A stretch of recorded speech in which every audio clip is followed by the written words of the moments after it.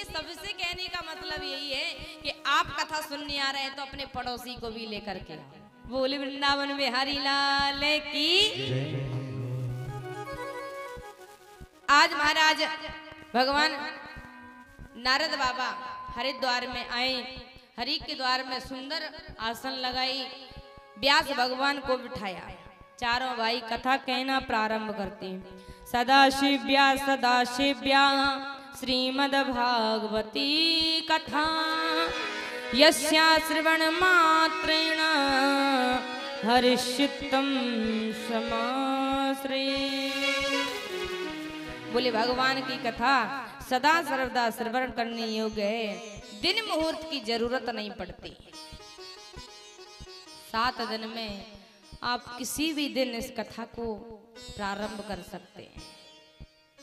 गोविंद को, भगवान को, चित्तचोर को, नारायण को अपने हृदय में चिपका लो, क्योंकि एक बार यदि कन्हैया महाराज अपने हृदय से चिपक गया ना तो फिर जिंदगी में आप छुड़ाओ भी फिर भी छूटने वाला नहीं है। कैसे? बोले आगे कथा आएगी। स्तनपान कराने आई गोविंद की मौसी है ना, पूतना, स्तनपान करते समय प्राणों को पीना प्रारंभ कर दिया। मौसी जी कहती हैं लाला छोड़, कन्हैया छोड़। गोविंद कहता है मौसी बस मुझे पकड़ना आवे, छोड़ना तो आवे ही ना। इसलिए यदि आप एक बार अपना हाथ कन्हैया को पकड़ा दोगे ना तो फिर पूरी जिंदगी निकल जाएगी। आप छुड़ाना भी चाहोगे ना फिर भी वो छोड़ेंगे नहीं। तो ये एक बार ही मौका मिल रहा है ना, जिसको मौका मिल रहा है वो आकर के यहाँ प्रांगण में बैठे और भगवान से यही प्रार्थना करें। क्या? बोले पकड़ लो हाथ बनवारी नहीं तो डूब जाएंगे। हे गोविंद आओ और हमारा हाथ पकड़ो। आज महाराज इतनी सुंदर कथा कहना प्रारंभ किया और मात्र कथा के महत्व से ही इतना प्रभाव पड़ा। महाराज की भक्ति देवी और भक्ति देवी के दोनों पुत्र ज्ञान और वैराग नाचते हुए भगवान का संकीर्तन करते हुए हरिद्वार धाम में आ गए। सबको यथोचित स्थान दिया है, वहां सभी कथा श्रद्धालु बैठे हैं। भक्ति माता नाचती हुई आई, नारद बाबा से कहा बाबा हम कहाँ बैठे, हमारे लिए स्थान क्या है? आज महाराज नारद बाबा ने कहा हे देवी, जितने संत जन, जितने भक्त जन इस कथा को श्रवण कर रहे हैं आप सबके हृदय में जाकर के बैठ जाइए। अब महाराज इसलिए हमें अपने हृदय में भक्ति माता को बिठाना है। क्यों? क्योंकि कहते हैं कि हमारे हृदय में काम क्रोध मद लोभ सब बैठे हैं, है ना। प्रत्येक प्राणी के जीवन में आप ऊपर पट्टी कहें कि नहीं हमारे मन में क्रोध नहीं है, लेकिन फिर भी यदि पड़ोसी आपको थोड़ा सा कड़वा शब्द बोल देना तो ये आंखें लाल पीली हो जाती है, क्रोध आ जाता है, कामना भी पल पल पर आती रहती है। मद अहंकार तो हर व्यक्ति के जीवन में है, मोह लोभ लालच हर व्यक्ति के जीवन में है। तो बोले इसलिए यदि हमारे हृदय में ये सब कुछ बैठे है ना, जो अंधकार भरा है ना, ये सब अंधकार बाहर निकालना है। जो चोर हमारे हृदय में बैठे इनको बाहर निकालना, पर निकालें कैसे? ये चोर इतने खतरनाक है महाराज के इनको हम कहें कि बाहर निकलो तो निकलते नहीं है। इसलिए बोले यदि कोई चोर हमारे घर में घुस जाता है ना तो उसको डराने के लिए, धमकाने के लिए पुलिस को बुलाना पड़ता है। और महाराज यदि उन्हें पता भी चल जाए ना, सुन भी लेना कि पुलिस वाला कोई यहाँ पर आ रहा है डंडा लेके, सुई अपने आप भाग जाएंगे, देखेंगे नहीं सुन करके भाग जाएंगे। बोले उसी प्रकार यदि हमारे हृदय में काम क्रोध मद लोभ नाथ नरक के पंथ यदि ये हमारे हृदय में बैठे हैं ना तो इनको भगाने के लिए भक्ति माता को अपने हृदय में बिठाओ। और भक्ति माता जैसे ही झाड़ू पोछा लगा करके इनको बाहर निकालेंगी ना सो ही हमारा हृदय सुंदर हो जाएगा। और ऐसा चमचमाता हुआ है हृदय यदि भगवान ने देखा तो भगवान अपना बैकुंठ गोलोक छोड़ करके दौड़े चले आएंगे हमारे हृदय में। क्यों? क्योंकि भगवान स्वयं कहते हैं तम तु भक्ति प्रिया तस्या सततम प्राण तो धिका त्वया हूँ तस्तु भगवान याति नीच ग्रहेशपि। हे भगवान, भगवान कहते हैं भक्ति माता से कि हे प्रियाजू, भक्ति महारानी, मैं तुमको इतना प्रेम करता हूँ, इतना प्रेम करता हूँ कि इतना प्रेम तो मैं अपनी प्रिया लक्ष्मी जी से भी नहीं करता, श्रिया जी से भी नहीं करता। इसलिए यदि भगवान को अपने हृदय में बिठाना है तो भगवान को बुलाने से पहले भक्ति को अपने हृदय में बिठाना होगा। और पता है भगवान से जब मांगने का समय आए ना तो भगवान से भक्ति ही मांगे, क्योंकि गोस्वामी जी महाराज ने भगवान के सुंदर चरित्रों का निर्माण किया, रामचरित महापुराण को लिखा। भगवान जब प्रसन्न हुए, कहा मांगो तुम्हें क्या चाहिए, तो गोस्वामी जी महाराज ने भी बड़ा सुंदर भाव अपना प्रकट किया और सुंदर कांड में मांगा कि हे प्रभु मुझे क्या चाहिए। बोले नान्या स्पृह रघुपति हृदय अस्मदीये सत्यम बदामि चा भवान खिलांतरातिमान भक्ति प्रयक्ष रघुपुंगम निर्वराम में कामाधिदोष रहतम गुरुमानसम चा। हे भगवान, आप तो रघुपुंगम है, मना नहीं करेंगे। मुझे क्या चाहिए? बोले भक्ति, आपकी भक्ति चाहिए। कामादि दोष रहित मेरे हृदय को कर दो, गुरु मानसम चा। मेरे हृदय से काम क्रोध सब निकाल दो और मेरे हृदय में अपनी भक्ति महारानी को बिठा दो। क्योंकि महाराज जब हमारे जीवन में भक्ति आ जाती है ना तो भगवान तो अपने आप दौड़े चले आते हैं। इसलिए आज हरिद्वार में कथा हो रही है और साधु संतों के हृदय में नारद बाबा ने कहा जाओ भक्ति माता, आप हर एक व्यक्ति के हृदय में वास करो, हर एक व्यक्ति के हृदय में बैठो।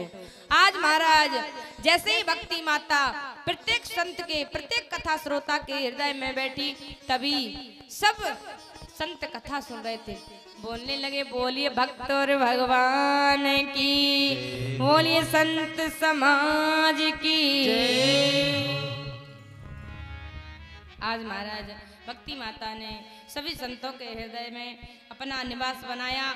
नारद जी ने कहा महाराज अब कृपा करके हमें ये बताएं कि इस भागवत की कथा से केवल भक्ति ज्ञान वैराग्य ही कुशल होते हैं अथवा पापियों के पाप भी धुलते हैं, और यदि पापियों के पाप धुलते हैं तो कृपा करके ये बताएं कि कौन कौन से पापी शुद्ध होते हैं, कौन कौन से पापी पवित्र होते हैं, कौन कौन से पापियों का ये उद्धार करते हैं।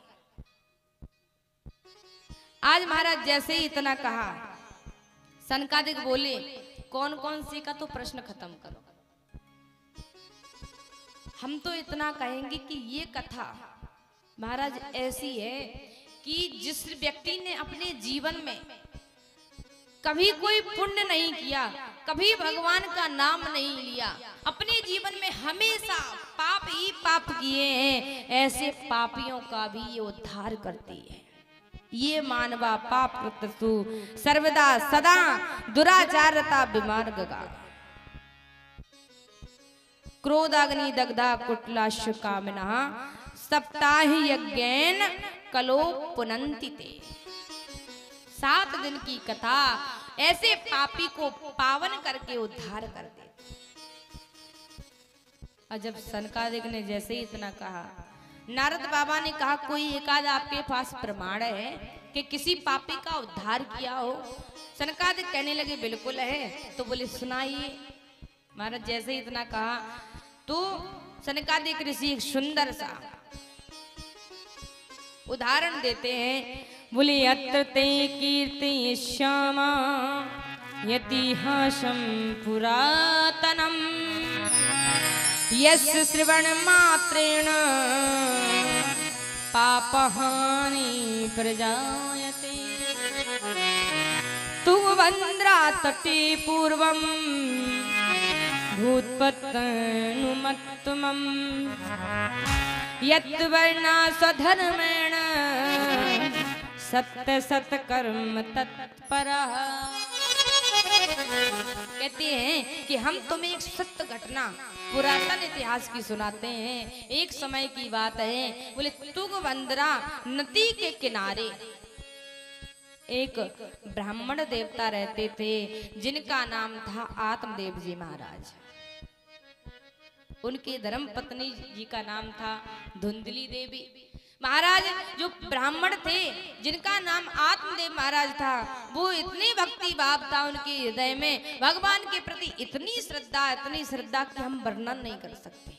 लेकिन उनकी पत्नी ठीक उनके विपरीत। कैसी? बोले नाम धुंधली देवी और महाराज पति के विपरीत। भगवान पति देवता भगवान की सेवा करते हैं, पूजा करते हैं, लेकिन पत्नी देवी भगवान का कभी नाम ही नहीं लेती, ठीक उल्टा काम करती हैं।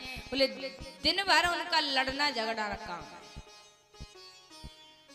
जब तक वो लड़ नहीं लेती हैं तब तक उनके पेट का भोजन नहीं पचता है।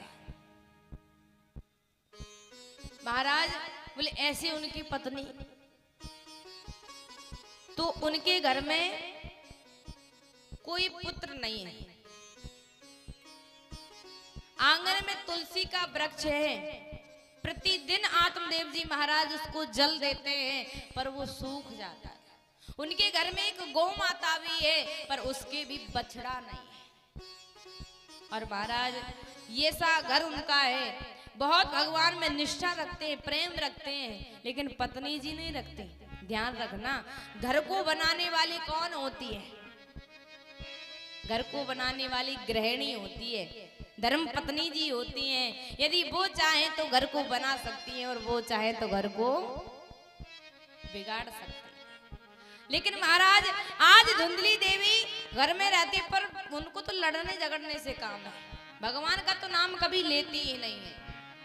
अब महाराज पड़ोसी उलाहना देते हैं, ताने मारते हैं, अरे इनके घर में कोई बेटा नहीं है। बोले इनकी तो छोड़ो, इनकी गाय के भी कोई बेटा नहीं।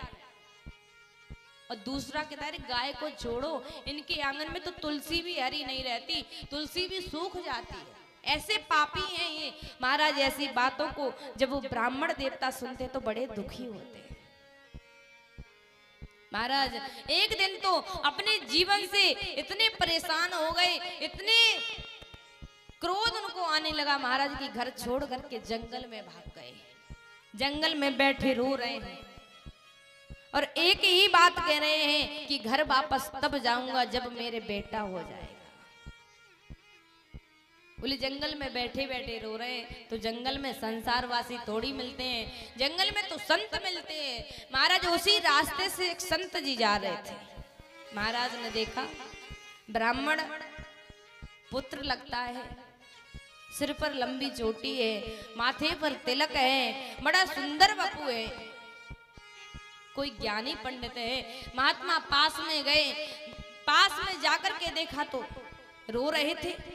प्रश्न पूछा, कथम रोदसी विप्र त्वं कात चिंता बलीयसी। हे विप्र, हे ब्राह्मण, तुम क्यों रोते हो? क्या चिंता है?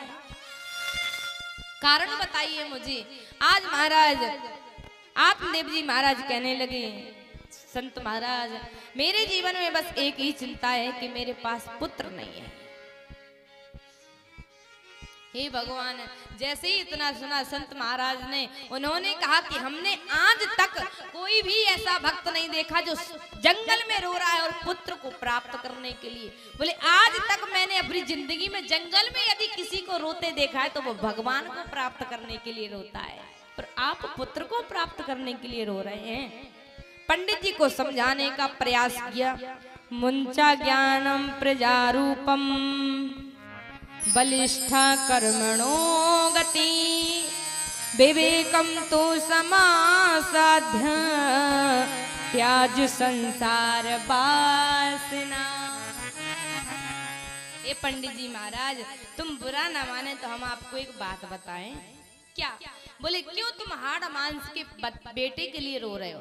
अरे यदि तुम्हें रोना ही है, तुम्हें पुत्र प्राप्त करना ही है, तो उस नारायण को पुत्र मानो, उस परब्रह्म परमेश्वर को पुत्र मानो, जो तुम्हें सदा सुख ही देगा, कभी दुख नहीं देगा। और आप इस संसार में जो तुम्हारी वासनाएं फैली, इनको भूल जाओ कि ये संसार तुम्हारा है। आप पता है शरीर को भी मैं मानते हैं कि ये मेरा है, लेकिन ध्यान रखना एक तुम्हारा नहीं है, ये तो उसका दिया हुआ है। तुम इसमें किराए से रह रहे हो, तुम्हें भगवान ने इसको किराए से दिया है, और जितनी सांसें दी हैं उतनी सांस आप इस शरीर में रह कर के पाओगे, उसके बाद आपको निकलना पड़ेगा। आज महाराज संत महात्मा समझाते हैं ब्राह्मण देवता को और कहते हैं कि यदि आप पुत्र को ही रो रहे हैं तो ध्यान रखना, पुत्र किसी के सुख नहीं देते। उदाहरण आपके सामने है। बोले क्या? बोले राजा सगर के 60,000 पुत्र थे, पर उन्हें भी पुत्रों के द्वारा कोई सुख नहीं मिला। तो आप एक पुत्र पाकर के क्या सुख प्राप्त कर लोगे? जैसे ही ऐसे प्रवचन सुनाना प्रारंभ किया, ब्राह्मण देवता कहने लगे संत महाराज आपकी तो ये सदा से भावना रही है कि कोई आपको सुख शांति के लिए यदि कुछ पूछे ना, तो आप तो अपना प्रवचन देना कभी भूलते नहीं। अरे पुत्र का सुख क्या होता है, आप जैसे बाबा सन्यासी बैरागी क्या जाने। बोले क्या? बोले जब पुत्र अपनी मीठी मीठी तोतली वाणी से जब पिता बोलता है ना, पापा बोलता है ना, जब उस समय वो क्या सुख अनुभव होता है, उस सुख को आप क्या जाने। आप तो सन्यासी हैं, इसलिए आप मुझे प्रवचन देना बंद कीजिए। बस आप तो ये बताइए कि मुझे पुत्र प्राप्त कब होगा। महाराज सन्यासी बाबा ने समझाना बुझाना तो बंद किया। वो समझ गए कि पंडित जी को तो भूत चढ़ा है पुत्र प्राप्त करने का। मैं कितना भी समझाऊं लेकिन इसके दिमाग में आने वाला नहीं है। आज महाराज महात्मा कहने लगे सत्य बोले तो मैंने विचार करके देख लिया, आपके एक जन्म तो क्या, आपके तो 7 जन्मों तक कोई पुत्र सुख नहीं है। अब महाराज जैसे इतना कहा आत्मजी देव जी महाराज और दुखी होने लगे। महात्मा कहने लगे भैया आप रो रहे हैं पुत्र प्राप्त करने की तो लिए तो रोए, पर हम तो अपने भजन करने के लिए जा रहे हैं। जैसे ही महात्मा जी जाने लगे, आत्मदेव जी महाराज ने दोनों पैरों को पकड़ लिया। बोले बाबा अब तो आपको तब जाने दूंगा तब आप मुझे पुत्र का वरदान दे करके जाएंगे, इससे पहले नहीं जाने दूंगा। और यदि मुझे पुत्र प्राप्ति का वरदान नहीं देते हो तो मैं कहीं नहीं मरूंगा, आपके चरणों में ही मरूंगा और आपको ब्रह्म हत्या लग जाएगी। महात्मा सोच लो। अब महाराज जैसे ही इतना कहा महात्मा तो कांपने लगे, हे भगवान अच्छे वक्त से पाले पड़ा आज। बोले क्या करूं, अब तो वरदान देना ही पड़ेगा। महाराज महात्मा ने अपने बगल में झोली से एक फल निकाला और आत्मदेव जी महाराज को दिया, कहा ले जाओ ये फल अपनी पत्नी को खिला देना। इसके कुछ नियम है। क्या? बोले सत्य बोलो, पवित्रता से रहो, एक समय भोजन करो, ये नियम है। उस फल को लाकर के आत्मदेव जी महाराज बड़े प्रसन्न हो रहे, अपनी पत्नी को दिया और कहा कि ये फल तुम खा लोगी तो हमें पुत्र की प्राप्ति हो जाएगी। बोले हाँ हम अभी खा लेंगे। स्नान करने के बाद आत्मदेव जी फल देकर के चले गए भगवान का भजन करने के लिए, नाम लेने के लिए। आज महाराज इतने में धुंधली देवी के पास एक पड़ोसन आई, तो उस फल को लाकर के धुंधली देवी कहती है कि मेरे एक पति एक फल लाए हैं महात्मा जी से, और मुझे ऐसा लग रहा है कि पता नहीं मेरे ऊपर क्या जादू टोना कराने वाले। अब देखिए विपरीत बुद्धि, यथा नाम तथा गुण, जैसा नाम है वैसे गुण भी है। बोले नाम का भी प्रभाव होता है हमारे जीवन में, इसलिए नाम भी बड़े सोच समझ के रखना चाहिए। महाराज धुंधली कहती है कि यदि मैं फल खा लूंगी तो पता नहीं मेरे में क्या जादू टोना हो जाएगा, और फल खाऊंगी तो नियम का पालन भी करना पड़ेगा। बोले बहन इस फल को खा करके मैं गर्भवती हो जाऊंगी, और मैंने सुना है कि गर्भवती महिला के पेट में जब बालक आ जाता है ना तो उसका भोजन कम हो जाता है। और बोली यदि मेरा भोजन कम हो जाएगा तो मेरा शरीर कमजोर पड़ जाएगा, फिर मैं किसी से लड़ाई झगड़ा नहीं कर पाऊंगी, कमजोर पड़ जाऊंगी तो लोग मुझे दबा लेंगे, इसलिए मैं इस फल को खाने वाली। अरे पड़ोसन समझाती है, देखिए पुत्र प्राप्त हो जाएगा, बेटा प्राप्त हो जाएगा, वैसे ये फल तुम्हें खा लेना चाहिए। अच्छा, धुंधली कहती है यदि इस फल को मैं खा लूं और मेरे पेट में बालक आ जाएगा, मैं गर्भवती हो जाऊंगी, वो भगवान ना चाहे। हमारे साथ कोई हादसा होता है तो वो कह करके नहीं आता, कोई घटना घटती है तो वो बताकर नहीं घटती। मुझे भगवान ने ना चाहा कभी मेरे घर में आग लग गई और मेरे पेट में बालक है तो मैं भाग नहीं पाऊंगी, बोले और मैं मर जाऊंगी, इसलिए मैं इस फल को नहीं खाऊंगी। तो महाराज उस फल को उठा करके बगल में रख दिया, अलमारी में रखा है। पड़ोसन तो चली गई समझा बुझा करके। महाराज फिर कुछ समय बाद उसकी छोटी बहन आई।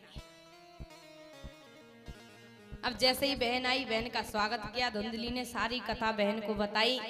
अब महाराज बहन तो यही चाहती थी, क्या बोले इसके घर में खाने वाला नहीं है और मेरे घर में कुछ खाने के लिए नहीं है, मेरे घर में इतने बेटा हैं, इतनी संतान है, तो इतना धनमाल नहीं है खाने के लिए। तो उसके मन में सदा भाव रहता था कि मेरे बेटे को ये गोदी ले ले, सो इसके धन को मैं अपने घर ले जाऊं। अब आज जब धुंधली कहती है कि बहन मेरे पति फल लाए हैं और वो कहते हैं कि तुम इसको खा लो, हमें पुत्र की प्राप्ति हो जाएगी, लेकिन मैं उस फल को नहीं खाना चाहती हूँ। सोई बहन ने कहा मत खाओ, कोई बात नहीं, समय आने पर जो मेरे पेट में बालक है वो मैं तुम्हें दे जाऊंगी।